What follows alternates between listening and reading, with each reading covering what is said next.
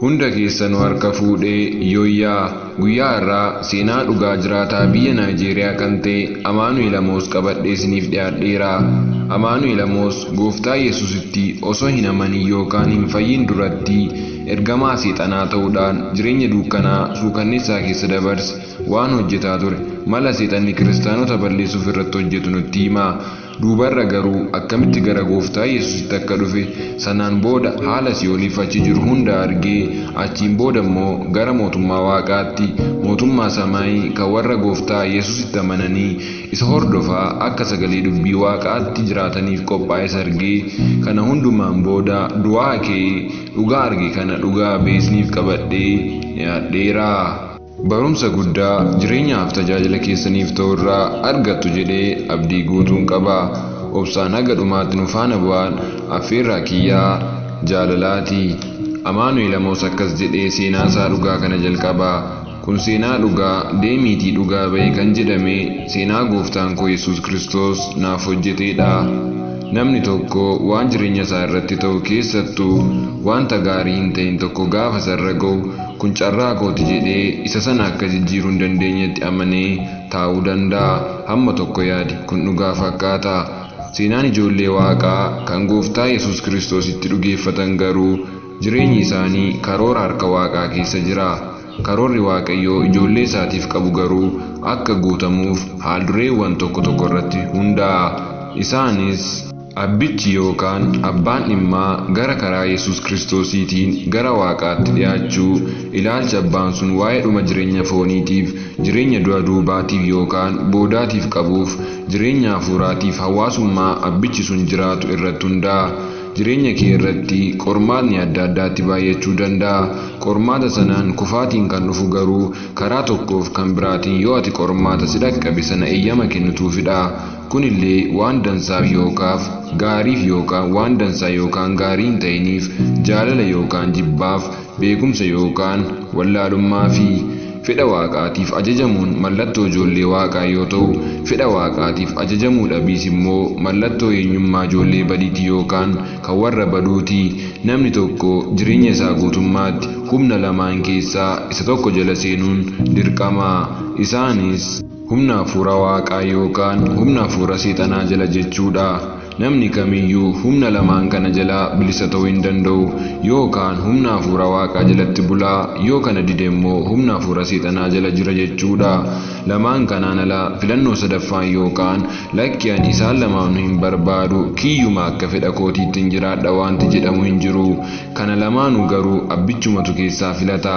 Seenaan koo kun kan jalqabee yeroo ani biyya Naayijeeriyaa naannoo Imoo jedhamu keessatti warra koo wajjin jiraadhurraani. Warri koo warra qabeenya qaban hin turre. Haa ta'u malee abbaan koo akaakaa koo yookaan akaakayyuu koorraa yookaan abbaa isaarraa lafa hektaara 42 kan dhaale yoo ta'u, wanti kunillee seenaa maatii isaa keessatti dhiibbaa addaa itti fide. Firri naannootiif kan fagoo baay'een isaanii isa kajeelaa qabeenya isaa kan hawwaa turan. Ani immoo wanti kun maaf akka ta'e beekuu dhabus sababa lafa hektaara bal'aa abbaa isaarraa dhaaleen ta'uu danda'a jedheen shakke. Haati koof abbaan koo Maargaariitiif Amaanu'eel obbolootota koo waliin jireenya dansaa yookaan jireenya gaarii jiraachaa turre. Ani obboleettonni koo durbaa lama erga dhalataniin turtii waggaa 14tiin boodan dhaladhe. Ilmi dhiiraa warra kootiif ana qofa ture. Anaan duuballee obboleettiin tokko dhalatte. Dhalachuun koo warra kiyyaaf gammachuu addaa nuuf fide. Garuu gammachuun keenya sun yeroo dheeraaf turuu hin dandeenye ture. Sababni isaas haati keenya nu duraa duute. Gammachuun keenya sunis gara gadda cimaatti jijjiirame. Haati koo sababa xonqaayatiif yookaan warra mana seexanaatiin akka duute himama. Waan guddaa nu gaddisiise immoo waggaa 4 booda abbaan keenyas du'e. Hojii seexanaa irratti seexanni itti mufate yookaan itti aaree akka abbaa keenya ajjeesellee himame. Waggaa 2 du'a abbaa keenyaatiin duuba obboleettiin koo guddoon isheen hangafaa eessa buuteen ishee dhabame. Bifa dhokataa kan namaaf galuu hin dandeenyeen baddee haftee achiin duuba immoo obboleettiin koo kan biraa kan lammaffaa dhalatte ni maraatte yookaan sammuu dhabde. Haalli kun immoo walitti daddabalamee maatii dur gammachuun jiraataa turetti gadda addaa kan walirraa hin cinne nutti fide. Haaluma kana keessatti akkuma teetee barumsa koo sadarkaa tokkoffaa addaan kutee ture itti fufee hamma ji'a 3 baradheen booda kaffaltiiwwan adda addaa naaf barbaachisan kaffaluu waan hin dadhabeef osoo hin jaallatin barumsa koo addaan kutee. Baay'ee osoo hin turin akaakayyuuwwan koo du'an sirna awwaalcha isaanii erga raawwatameen booda firri keenya kan ani guddoo isaan hin beekne obboleettii koo ishee tokkittii naaf haftee quxisuu koo kan taate na duraa fudhatan hagaarraa eessa akka isheen jirtullee hin beeku. Hanqina jireenyaaf waan na barbaachisu adda addaarraa kan ka'e waggaa koo 13tti gara mana abbaa kootti deebi'ee kophaa koo jiraachuun dirqama natti ta'e. Dhuguma mucaan waggaa 13 diinota abbaa isaatiif diinota dhuunfaa isaa adda addaatiin marfamee kophaa isaa jiraachuu danda'a. Ani guddaan sodaadhe. Wantooti kun hundumtuu ammaan booda jireenya bu'aa qabu akka jiraachuun naaf hin danda'amne natti agarsiisuu jalqaban. Guyyaa tokko mana barumsaa koo sadarkaa tokkoffaatti hiriyaa koo Chenduu kan jedhamu tokko argadhe. Chenduun baay'ee na jaalata. Waan ana ragee hunduma isaa waan dhageef gara warra isaatti na geesse. Warri isaallee simannaa o'aan na fudhatan akka mucaa lammaffaa isaaniittis na tolfatan yookaan na godhatan. Jireenyi koo amma reefu gara kallattii sirriitti dhufuu jalqabe. Haala dansaan yookaan gaariin na qabatan. Gammachuun duraan dhabee ture kana argachuun jalqabe. Haati koo osoo lubbuun jirtu waaqi ishiin kadhataa turte sun kunoo warra kana fakkaatu anaaf kenne jedhee sammuu kootti fudhadhe. Gammachuu guddaan argadhe kana waggaa 2 ergan keessa tureen booda amma seexanni deebisee diige. Chenduuf warri isaa konkolaataan osoo deemaa jiranii konkolaataa biraa biyyee diimaa baatee deemaa jiru walitti bu'anii yerooma sana battalumatti hundi isaanii du'anii. Oduu suukanneessaa kana gaafa dhaga'u dhaabbachuu dadhabeen kufee. Gadda kana immoo isinuu caalaatti bakka koo buutanii naaf yaaduu dandeessu. Sirna awwaalcha isaaniitiin booda gara mana abbaa kootti deebi'ee of jiraachisuuf immoo hojii ashkarummaa hojjechuun jalqabe. Hojii dadhabsiisaa ta'e humna koolii namoota gurguddaa waliin hojjechuun jalqabe. Ollaa kootii namichi tokko bakka hojii isaatti guyyaatti saantima 50 yookaan shilingii naaf kaffalaa na hojjechiisuuf na qaxare. Bakka qonnaa sana irratti immoo gaaffiiwwan kanneen akkana deebisuuf fuula natti gurraachessee na gaafate. Jalqabaa lafa abbaa koo akkan itti mul'isu yookaan agarsiisu, lammaffaa lafa kanarraa akkan kennuuf, sadaffaaf isa dhumaa immoo hojii ashkarummaa mana isaatii hojjedheen booda miindaan koo saantima 50 sunillee hafee irbaata qofa mana isaatii nyaachuu akka ta'e natti hime. Anillee gaaffii namichaa sana nan morme hin ta'uun jedheen. Achiin booda bosona sana keessatti akka na ajjeesu natti dhaadate. Anillee guddaan sodaadheen gargaarsa gaafachuuf iyyaa fiiguun jalqabe. Bosona dukkanaa cimaa waan tureef eenyullee iyya koo dhagee na gargaaruu hin dandeenye. Gargaarsi guddaan garuu waaqa biraa naaf ta'e. Cuubeedhaan na waraanuuf natti baafate. Ani garuu jalaa miliqee osoon fiiguu boolla tokko keessan seene.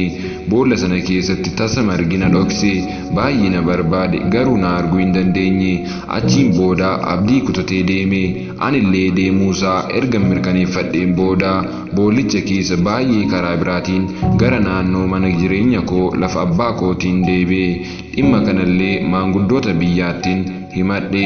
Garuu yeroo baay'ee ijoollee abbaa fi haadha hin qabneef gargaarsi barbaachisaan hin godhamuuf tureeyyuu. Anillee akkuma sana gargaarsa jaarsolii yookaan maanguddoota irraa osoo hin argatin hafe. Wanti kun immoo keessa kootti mufiif jibba guddaa addaa ta'e uume. Maaf na jibban? Maaf akka abbaa fi haadha hin qabne osoo beekanii na gargaaruu didan? Keessi koo aariif mufii addaatiin guutame. Jireenyi koos rakkinaan guutame. Kanaan booda tasafa jireenya koo galgalaan guutame kanaaf fala argachuun danda'a jedhee gara waldaa kiristaanaa naannoo koo jirtu tokko deemee miseensa guutuu waldichaa ta'e. Garuu miseensonni waldaa sanaa tokko na beeku turan garuu na gargaaruu hin barbaanne. Kanarratti akka isin xiyyeeffannaa gootan kan ani barbaadu miseensa waldaa kanaa kanan ta'e Gooftaa Yesuusitti osoo hin amanin gargaarsa argachuu qofaaf jedheeni. Lammaffaa dhalachuu jechuun maal akka ta'e iyyuu hin beekun ture. Har'a kanallee jireenya akkasii keessa kan jirtaniif miseensa waldaa kiristaanaa taatanii garuu gooftaa Yesuus Kiristoositti kan osoo hin dhugeeffatin jirtaniif ani ergaan isiniif qaba. Sagaleen Waaqayyoo akkuma ergaa Phexros tokkoffaa boqonnaa 5:7 irratti barraa'etti inni isiniif waan yaaduuf yaaddoo keessan hundumaa Waaqayyotti gataatii dhiisaa. Isatti immoo dhugeeffadhaa, gooftaaf fayyisaa keessan godhadhaa jedha. Haala kana keessa osoo hin jiru mana barumsaa sadarkaa tokkoffaatti waliin barachaa kan turreef umurii waggaa 5 kan na caaltu Aliis gara jireenya koo dhufte. Wal jaallanne jaalala ijoollummaa kanaan gaafa guddanne umuriin keenya gaa'ilaaf ga'etti akka wal fuunee wajjin jiraannullee waadaa waliif seennee turre. Achiin booda barumsa sadarkaa lammaffaatiif gara mana barumsaa naannoo biraa magaalaa Naadis Aguree jedhamutti deemte. Yeroo ishiin achi jirtu xalayyaa jaalalaa baay'ee waliif barreessaa turre. Yeroo ishii waliin jalqaba hiriyummaa jalqabnu ani umuriin koo waggaa 15, ishiin immoo umurii waggaa 20 irra turte. Barumsa ishii erga xumuratteen booda gara magaalaa Leegos kan warri ishee keessa jiraatutti deebitee mana baankii tokkotti qacaramtee hojjechuu jalqabde. Aliis jalqaba yeroo wal barreerraa jalqabdee eenyummaa koof kan warra koo waan beektuuf kanarratti hirkattee fedhii ishiin irratti guuttachuu jalqabde. Akka waliin jiraannu yaada naaf dhiyeessitee adreesii yookaan naannoo jirtullee erga natti himteen booda akka gara magaalaa isheen keessa jiraattutti anillee deemee waliin akka jiraannuuf birrii 50 naaf kennite. Birrii 2 caalaa harkatti qabadhee nama hin beekne anaaf yeroo tokkotti birrii 50 argachuun gammachuu addaana keessatti uume. Sana irratti immoo gara magaalaa Leegos deemuuf carraa argachuun koo gammachuun koo kan addaanaaf godhe. Ani keessa kootti magaalaa Leegos magaalaa addaa kan waan barbaadan hundaa salphaadhumaan itti argatan godhe sammuu kootti yaade. Kanaafuu gara magaalaa Leegos deemee hojii dhuunfaa koo hojjedhee qabeenya dhuunfaa koo kuufachuun qaba jedhee murteeffadhe. Rakkina jalaa, beela jalaa, diinottan koof kan abbaa koo jalaa ba'uuf karaan jiru tokko gara magaalaa Leegos deemuu akka ta'e keessi koo amane. Dheessuu jalqabbii haaraa. Macaafa fakkeenyaa boqonnaa 14:12 irratti sagaleen Waaqaa akkas jedhutu jira. Karaan qajeelaa namatti fakkaatu jira, dhumni isaa garuu karaa du'aati. Akkasumas Isaayyaas boqonnaa 57:20-21 irratti warri jalloonni garuu akka galaana hunkuramee boqonnaa dhabu akka isa dha'an isaa dhoqqee jalaa kaasee bishaan booressuutu jedha. Waaqayyoon koo warri jalloonni nagaa hin qaban jedha. Jireenyi koo hundumtuu jireenya akkasii natti ta'e. Boqonnaan dhabee, fooran dhabee, gammachuun dhabee, nagaan dhabee, waanan uffadhuun dhabee, waanan nyaadhuun dhabee. Dhuguma yaa warra koo jireenyi Yesuus malee jireenya boqonnaa hin qabne, jireenya suga hin qabneedha. Ergasii birrii 50 Aliis anaaf kennite sana qabadhee mandara koo dhiisee hin ba'e. Akkuma magaalaa Leegosiin ga'een gamoowwan dhedheeroo babbareedoo fuula namaa kan gammachuu addaatiin guutame gaafan argu dhuguma jannata waanan seenee natti fakkaate. Itti dabalee immoo namni hundumtuu magaalaa keenya keessatti dhimma hojii isaatiif asiif achi akka fiigu, namni hundumtuu hojiin akka itti baay'atuun arge. Baay'ee gammaduu koorraa kan ka'e ani amma bilisummaa beera jedhe ofirratti dubbadhe. Mana Aliis fa'aa gaafan ga'u Aliis warra ishii waliin simannaa dansaa yookaan simannaa gaarii naaf taasiste. Naannoo tokko waan turreef warri ishii haala koof warra koo ni beeku turan. Garuu immoo hariiroo yookaan walitti dhufeenya jaalalaa aniif Aliis qabnu homaa quba hin qaban turan. Achiin booda Aliis kan heerumtee waliin jiraachuu barbaadu abbaan manaa ishii ana akka ta'e warra isheetti himte. Warri ishee garuu kana gaafa dhagaan baay'ee rifatan.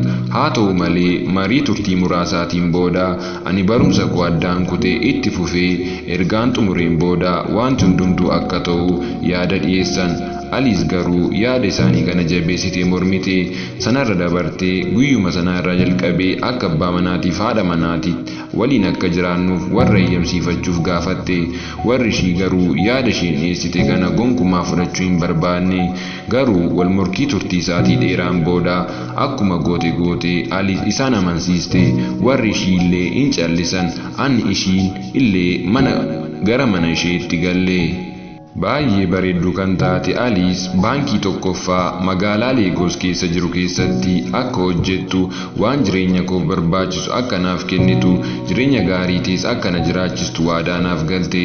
Itti dabaltees akkas naan jette, waan tokko iyyuu yaaddee hin dhiphatin, ofirraa bu'ii bashannani sitti haa tolu naan jette. Waggoottan baay'eef beelaan, rakkinaan, daaraan, diinotaan marfamee kan ture ani amma garuu kunoo haadha manaa bareedduu, mana meeshaa guutuu, jireenya bareedaa jiraachuun jalqabee. Jaalala, qarshii, meeshaa waan hundaa natti roobsite Aliis. Jireenya kootti addunyaa kanarraa jireenya akkasii jira jedhee yaadee hin beeku. Garuu immoo akka macaafni qulqulluun jedhu hattuun waan biraaf utuu hin ta'in hatuudhaaf, qaluudhaaf, balleessuudhaafis hin dhufti. Ani garuu hoolonni jireenya qabaataniif irraas hafaasa qabaataniif dhufeeraa jedha. Yaa warra koo, Diyaabiloos kennaa dansaa kan gaarii ta'e kan isiniif kennu tokko illee hin qabu. Yoo waan isiniif kennellee sobee dansaa fakkaate, sobee gaarii of fakkeessee lubbuu keessan balleessuu fi soba isaatiin hin sobaminaa. Gammachuu, jaalalli sun ji'a 3 caalaa turuu hin dandeenye. Ji'a 3 booda wanti haaraan adda addaa mul'achuu jalqabe. Gooftaan isin haa eebbisu. Kutaa 2ffaan itti fufaa.